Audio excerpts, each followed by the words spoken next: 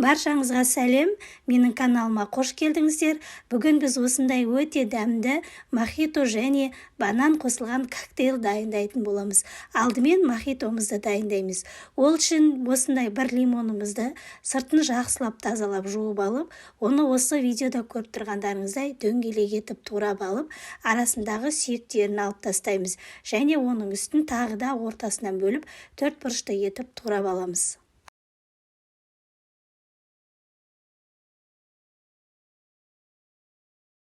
Міне енді лимонымызды турап болғаннан кейін ыдысымызға осындай жалбыздың жапырақтарын ортасынан бөліп турап ыдысымызға саламыз.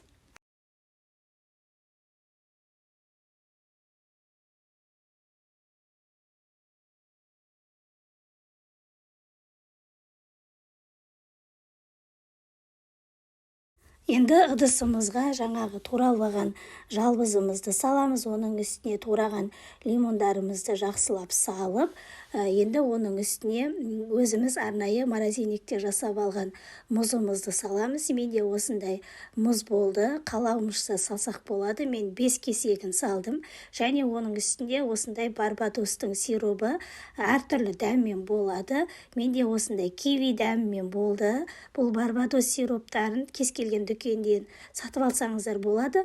Бұдан 5 ас қасық құямыз, немесе 4 ас қасық құйсаңыздар да болады. Және оның үстіне спрайтымызды көз мөлшерде құямыз. Егер спрайт жоқ болса, қант қоссаңыздар да болады. Мен енді қанттың орнына осы спрайт сусынын құйдым. Және оның үстіне сары ағашымызды құямыз. Сары ағашымыз бен спрайтымыз өте мұздай болуы қажет. Міне осылай құйып, жақсылап араластырып, жарты сағатқа тоңазытқышқа қойып қоямыз. Міне біздің мохитомыз дайын болды. Ыдысымызға құйып, балаларымызға берсек болады.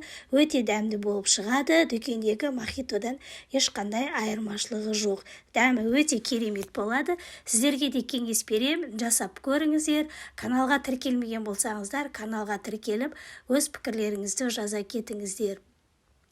Ал ендігі кезекте біз банан қосылған коктейль дайындайтын боламыз.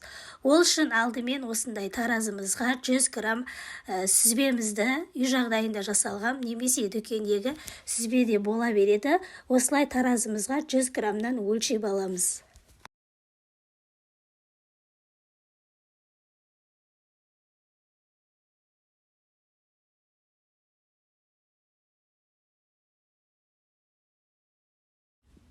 Міне енді менде осындай блендердің ыдысы болды. Осы ыдысымызға жаңағы өлшеп алған 100 грамм сүзбемізді саламыз. Оның үстіне 1 шай қасық таза балымызды саламыз.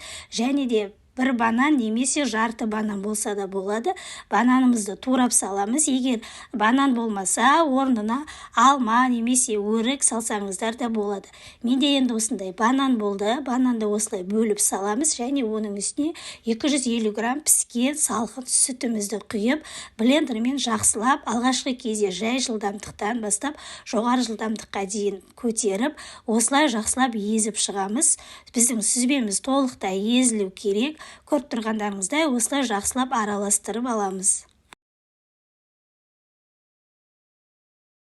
Міне біздің коктейліміз дайын болды. Өте қою, дәмі өте керемет болып шығады.